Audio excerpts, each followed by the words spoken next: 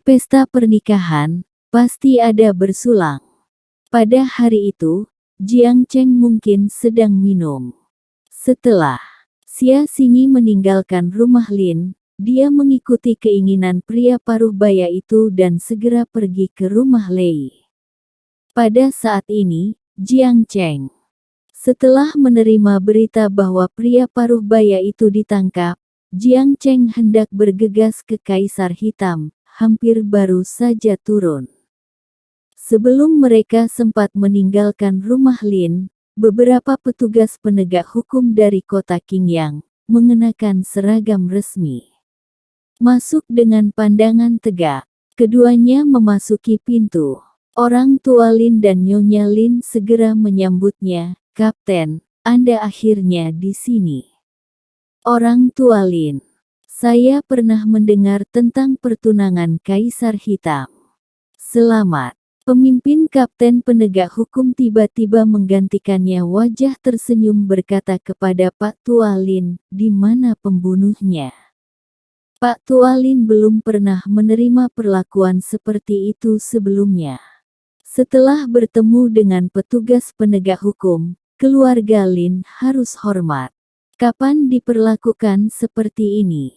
Benar saja, ada Kaisar Hitam sebagai pendukung, itu berbeda. Orang tua Lin adalah menghina di dalam hatinya, tapi ia tersenyum di permukaan. Dia langsung menunjuk Jiang Cheng yang baru saja turun ke bawah dan berkata, "Itu dia adalah pembunuh yang membunuh dokter dan beberapa pengawal. Aku memaksanya untuk tinggal di rumah Lin. Setelah itu, aku segera memanggil kaptenmu. Aku juga menyusahkan kapten untuk menegakkan hukum tanpa memihak. Biarkan orang seperti ini dihukum lebih cepat." Inilah yang segera didengar Jiang Cheng saat dia turun. Dia mengangkat kepalanya dan menatap Pak Tua Lin, tetapi dia melihat Pak Tua Lin mengeluarkan sarkasme. Melihat tatapan Jiang Cheng, itu seperti melihat sampah. Jelas sekali. Setelah meninggalkannya di rumah Lin, Lin menelepon dan memberitahu petugas penegak hukum, "Jiang Cheng, inilah yang pantas Anda dapatkan. Anda bunuh diri segera setelah Anda bergegas. Simin akan menikah dengan Kaisar Hitam. Keluarga Lin kami tidak akan pernah melindungi si pembunuh." Setelah berbicara, petugas penegak hukum sudah berjalan menuju Jiang Cheng, dan mereka semua memiliki senjata di tangan mereka. Dan senjata ini berbeda dengan senjata Huaxia.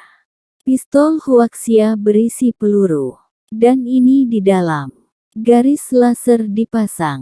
Jangkauannya hingga 300 meter. Jiang Cheng tidak bisa melarikan diri sama sekali.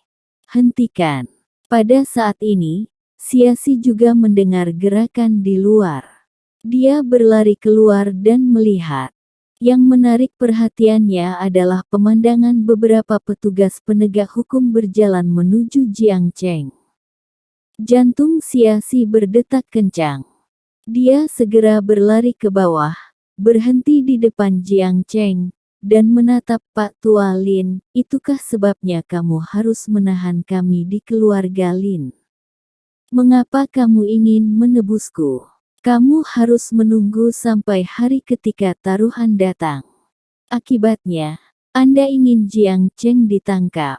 Anda telah memberitahu tim penegak hukum sejak lama."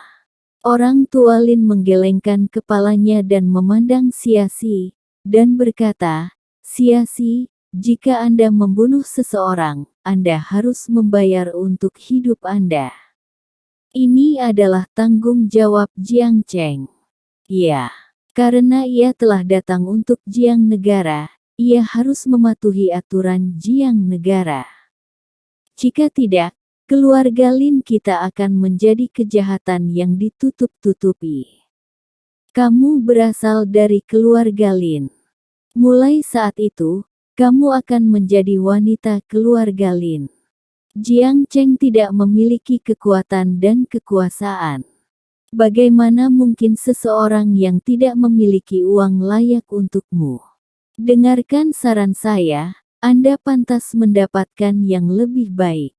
Setiap kata di mulut Tuan Tualin mengungkapkan kekejaman, yang membuat Sia-Si merasa sangat konyol. Dia memandang Jiang Cheng dengan kekhawatiran dan ketakutan di matanya, tetapi dia tidak ada hubungannya di negara Jiang ini. Di kota Qingyang ini, Sia-Si tidak memiliki kekuatan untuk membantu Jiang Cheng. Terutama ketika petugas penegak hukum telah mengambil senjata mereka dan mengarahkannya ke kepala Jiang Cheng. Sia-Si bahkan lebih bingung.